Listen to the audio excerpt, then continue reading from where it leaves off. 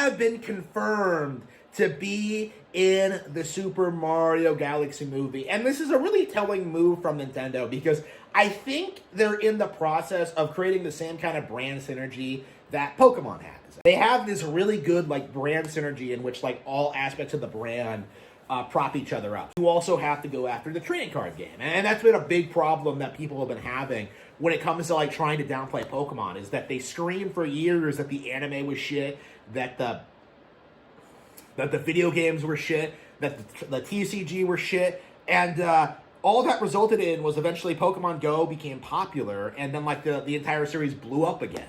Pokemon is such a well-constructed brand that it's honestly kind of weird to me that the narrative that like these games aren't good has persisted for so long. And it's something that we do have to talk about when it comes to like Nintendo brands in general, is that people really understate their value and their longevity. You know, Zelda is the best video game franchise of all time. Mario is the biggest name in gaming. Pokemon is the biggest brand in the world. And I think that extends to like a lot of their smaller IPs too. You know, Metroid, Pikmin, all of them are like, do have a lot of longevity. Like they have stayed relevant for 40 years, which is pretty insane because when you take into consideration something like Uncharted or Jack and Daxter or like even something like Until Dawn or like Bioshock Infinite, The Last of Us, how all of that, like, which was like big major cultural things at the time, have just kind of fallen apart.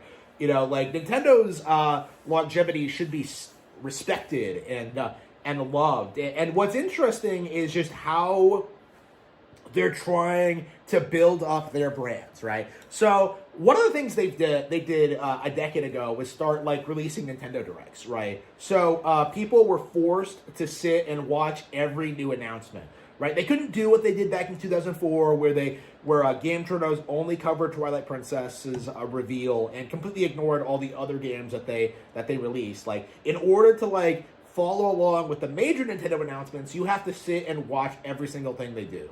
You know, that's how like, you know, something like Fire Emblem exploded, Splatoon exploded. Like the Nintendo Direct format has been great at getting like lesser known games more attention and respect. Like it's not really possible for game journos to downplay Nintendo properties anymore. But now we're kind of going to the next step. You know, now we're in the movie industry, and now we're seeing something that, like, a lot of people never thought would happen, is that Nintendo is stomping Marvel, they are stomping, like, Disney, they are stomping, like, Hollywood in general into the ground, and there's just nothing they can really do about it.